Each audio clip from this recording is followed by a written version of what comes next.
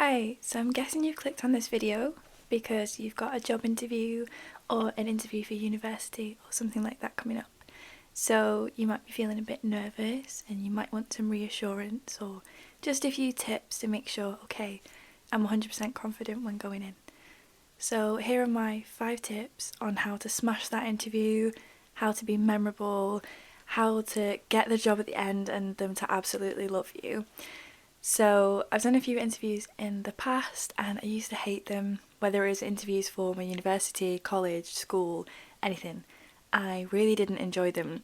And then later in life, now the past few years, I actually really enjoy going for them. They're not something that's too scary. They're a bit scary at the beginning, like it is something where there is pressure involved and it's usually pressure you've put on yourself, or maybe this is your dream job, you really need the job, or it's something where you're like, okay, I'd really love to do this, and there is a lot riding on it, so you want the job and the pressure does come with that. However, it's not something that you need to be afraid of, it's not something you need to be stressed about, because at the end of the day, the more that you stress and the more that you are fearful of going in, that will come across to your interviewer, and it's not going to leave the best impression, because there is certain room for, okay, it is natural to be nervous, but if you're very scared or very nervous and it comes across, then the way that you're perceived by the person doing the interview is going to be affected. So what you want to do is you want to go in and you want to be relaxed, you want to be calm, and you want to make it kind of an open conversation rather than you sat there, you're answering the questions just with the bare minimum.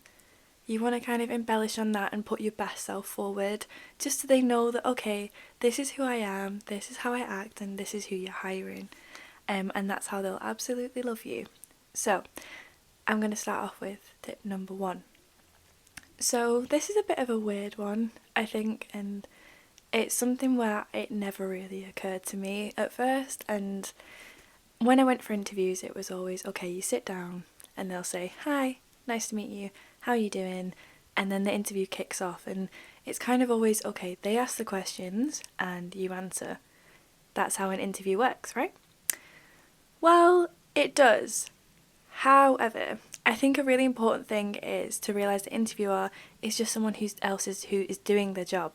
It's probably someone you're going to work with, maybe report to in the future, but it is going to be someone that is just doing their job. They're probably doing several interviews, whether that's all over 3 days, they might be doing back-to-back interviews, or over the course of a few weeks. They're doing quite a lot, and that's going to start to it's going to feel like a job, and they might not want to be doing interviews. It might not be their favourite part of the job. It depends on the person themselves, but they're still a person at the end of the day, and they're someone who's doing their job.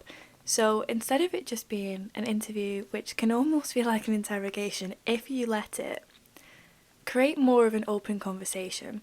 And what I mean by that is, instead of it being one-sided, in that they ask you questions and you respond, open the conversation up by asking them questions and inviting them to respond. Some interviewers might not respond too much because they are there to get to know you, to find out answers to certain questions they might have and things like that. However, a lot of people I've found when I've been in interviews, whether this is remote or kind of online, and in person as well, they are very receptive to that you ask them questions. So this can be something really small, and I would advise maybe starting off small in the interview rather than going in and saying, well, how did you get the job? Start off small. So as soon as they open the door, you sit down, or if you're on Zoom, they let you in, and then, okay, hi, introduce yourself. And when they say, oh, how are you today? Answer with your default response, so if I'm fine, I'm good, or even be a bit more honest and say, okay, I'm a bit nervous, or however you're feeling, and just kind of, get a bit of authenticity out there, just like, yeah, maybe I'm a bit nervous, things like that. But before jumping on to the next bit, which I know everyone is eager to do when you're in an interview, because if I've got an interview, I do enjoy them a bit more now, but some part of my brain when I first start is, I want to get this over and done with. And that's a completely natural response, but what you want to do is slow it down and ask them a question. So turn it on them and say, okay, but how are you doing today? And then they'll start to tell you about how their day's been. It might just be a short response because they might want to dive straight into the interview, and that's okay. But what you need to do is just start answering, kind of answering the question, and then open it up to them and ask them a question, because not many people do this, and I think it really changes the dynamic. And that's why I'd advise to do it early on, because it changes the dynamic of the whole interview going forward. And it makes you more memorable then, because they're like, oh, okay, it's shown really good people skills, because you're kind of taking a situation and then almost changing it. So you're taking a situation where they'd expect, okay, right, we're going to go in and ask all these questions.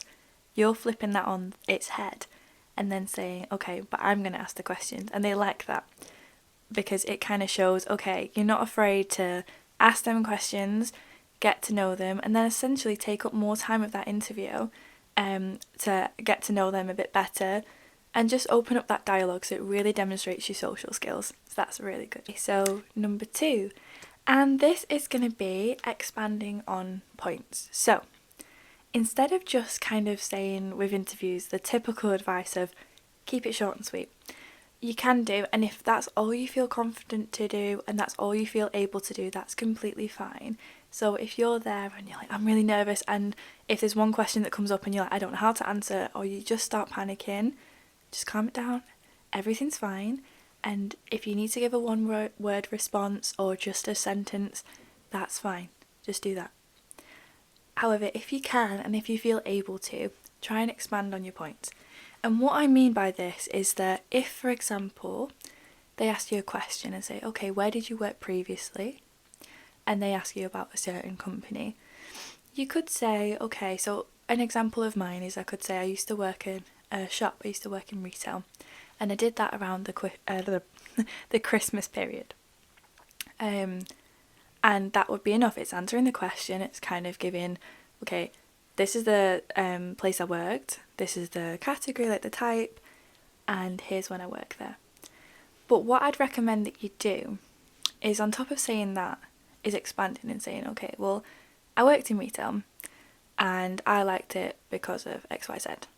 And maybe I found it challenging because, trying to think off the top of my head, like with retail, it's challenging because not everyone's happy all the time, especially at busy periods of the year. You can get very angry customers. A lot of people are in a rush, they're very busy. So it kind of becomes more of a pressurised environment. Not all the time, but it can be, and it can feel quite high pressure. But what you can say is, I felt challenged by that, but I rose to the challenge, and now I'm accustomed to working in high pressure environments, and it's given me a great skill set. It's made me a more patient person, made me a lot more understanding, and tolerant of different types of people I'd interact with on a daily basis. So that's one thing you can do. You could also say, yeah, okay, so here's what I liked about it, or just give a bit of a background. Obviously, don't go too much into it and kind of just recite your CV. You want to tell them things that aren't on your CV, okay? Because they want to get more information out of you, and it's not a test of how well do you know your own kind of career history, okay? It is, well, how did you feel at that place? What did you learn from that place? What are you going to bring to us? So you could say, like, a bit more background, say, well, I worked there at Christmas. They could ask you, why did you work there at Christmas time? Things like that, and your response could be, well, I worked there at Christmas, it's a busy period, they needed the coverage. So it's kind of just either asking them more questions and allowing them to help you expand on that point, or just giving that information freely. I would say that the most successful interviews I've had, in that when not only have I had a call back and said, okay, we'd like to, either have you for a second interview, or you've straight away got the job, but the ones where they've told me they've got the job and then said, okay, but we really liked you. And they told me why, and it was because the interview was supposed to be like 20 minutes and it may have lasted about an hour. So yes, short and sweet is great. Maybe, if you're not feeling super confident, that is a good way to go as answers to questions. But I would say a longer interview, for me, it is better, so long as they've got the time and it's not like, it shouldn't be an inconvenience, but they will have an allotted amount of time, and they might say, okay, the interview's going to be 10 minutes, but they probably have 20 minutes allotted, and usually an interview might be over in 5 or 10 minutes. Just take all the time you can get and expand on those points. Really sell yourself. Honestly, it might feel like a sales pitch, but that's what you want to do. You need to show them the best parts of you and why they want to hire you. Because you've already got your foot in the door, because they're already considering you, because they've seen your CV and you're ticking the boxes and they like you. So after that, it's selling yourself. Number 3, I would say, is focus on your soft skills. And kind of, again, when it comes to like selling yourself and branding yourself in this interview, is focus on your soft skills. So there is kind of a lot of things at the moment where I think there's a big focus on your social skills and team working. So if you have submitted a CV, and if it's for a job, for example, let's look at tech, you need a certain amount of skills in using certain softwares.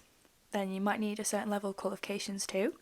And you may also need a required, 2, 3, 5 years of experience in a desired field. So let's just say those are your like hard skills, your academic skills, things like that. So you've got those 3.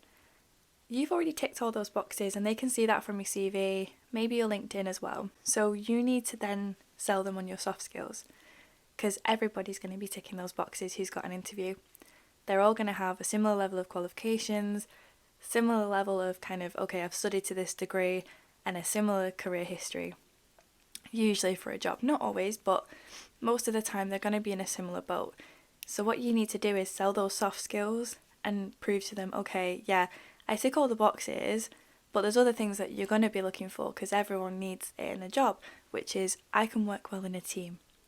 I can communicate well with my manager, my line manager, or with other people who I'll be working with, other departments, expanding on those points. And if you can give examples, that would be great. So if you are working in tech and you have to work with a different type of department, you could say, okay, well, I've got previous experience of this. And then they might be like, okay, can you name, give us a time when that was challenging and how you overcame that. So, for example, with communication, a great one is to say, okay, so I had this challenge and it was a difficulty of communication, either between yourself, like in this case, it'd be myself and someone else. If that person, you could say, was on the same team, why was that a problem? Why was that difficult?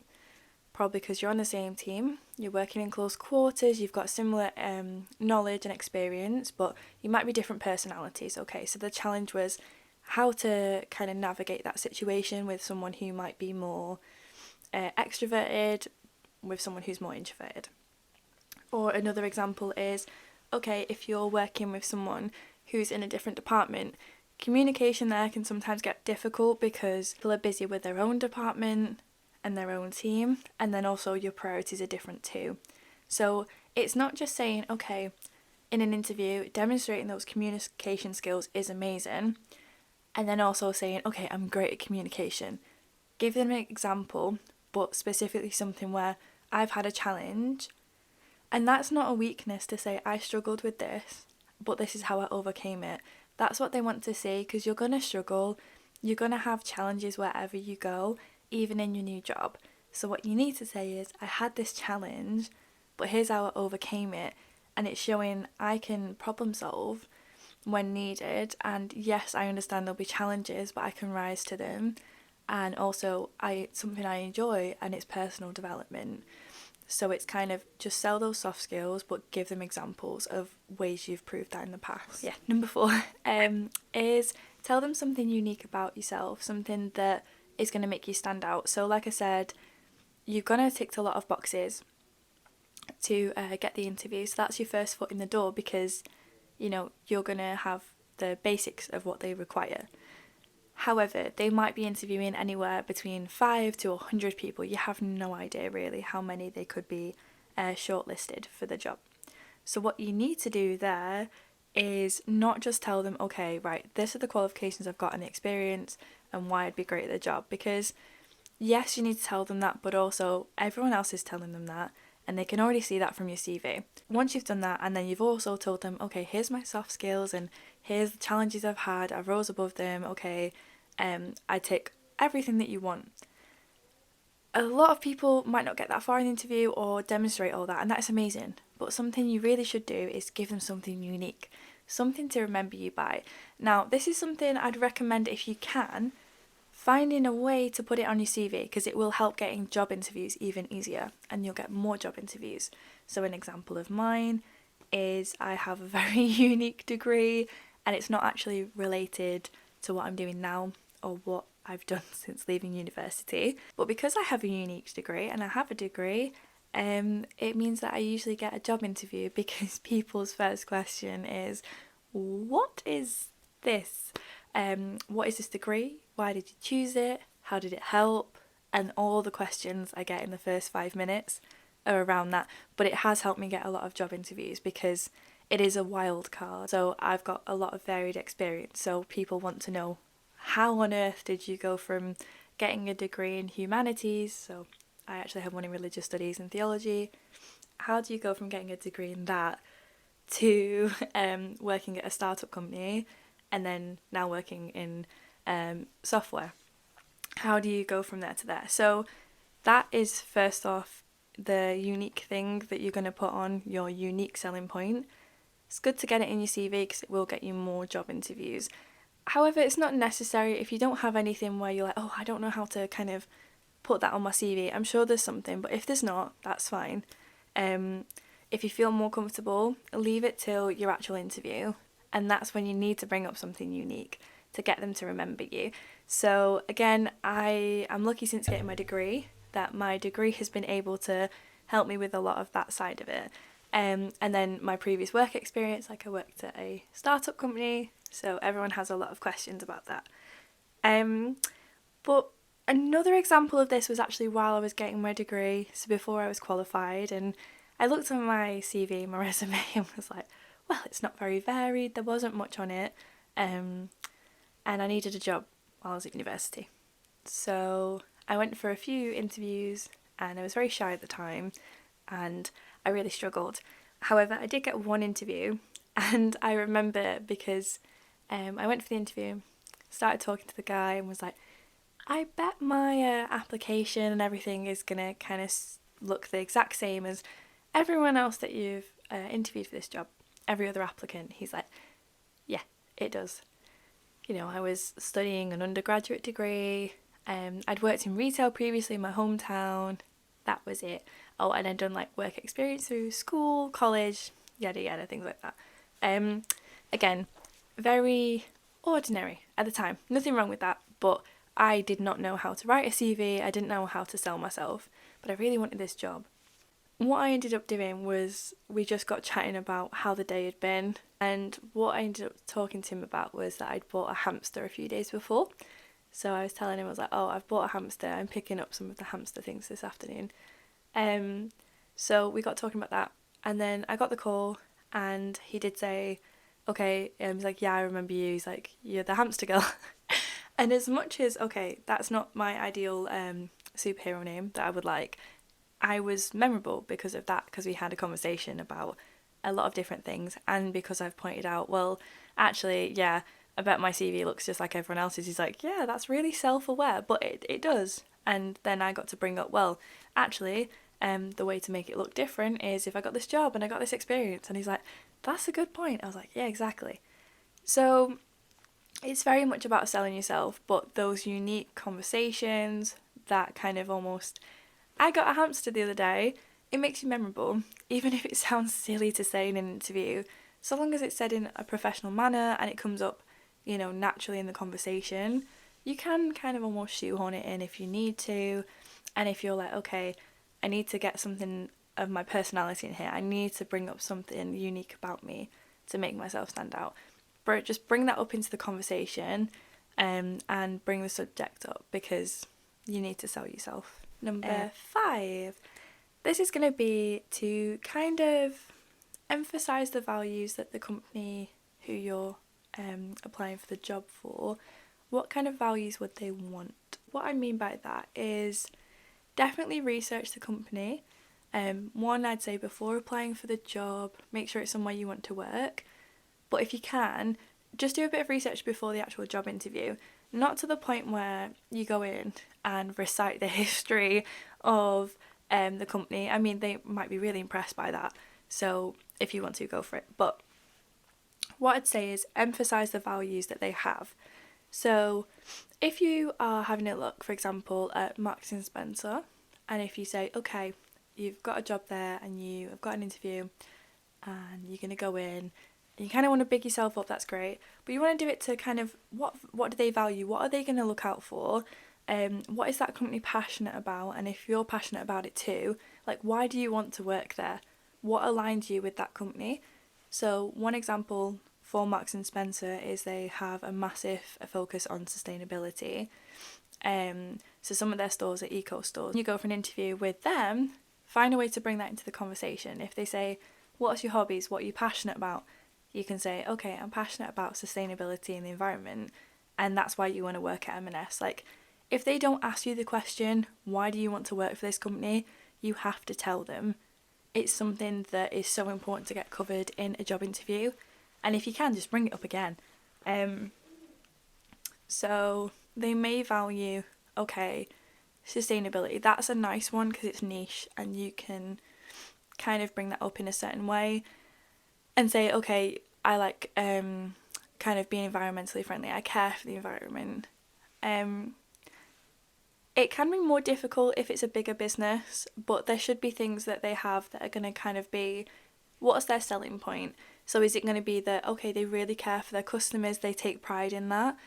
So like, for example, if they've got a high Trustpilot score, if they've got high on Glassdoor, then kind of bring that up and say, well, I want to work for somewhere that I'm valued, that I know I'll be secure, I'll be stable in my job, and that, okay, yeah, and I'll be helping your customers and that I'll be well looked after, if that's something that you want. If it's another company, like an example off the top of my head, maybe somewhere like Hotjar, places like that maybe are like fully remote, and that's a big selling point to anyone who applies for a job with them, is that it's fully remote and it enables you to travel. That is something, again, to bring up in the interview and say, okay, well, because I have the ability to be fully remote, or it's something that I would like from my job, and something that the company I work for would offer, then that's why you're applying for that job. So you need to let them know that's why you're applying for that job, and that because that company offers so much, okay, flexibility or remote working or travel, anything like that, why are you choosing that company specifically? Let them know, tell them, kind of almost compliment the company and say, well, I think it's amazing you offer this to your staff because not a lot of other places do it. Or that, yeah, you've taken a risk with this company model, but because all the staff can work remotely, you're going to attract the best talent, and then you can be like, well, hopefully I'm part of the best talent, and sell yourself even further.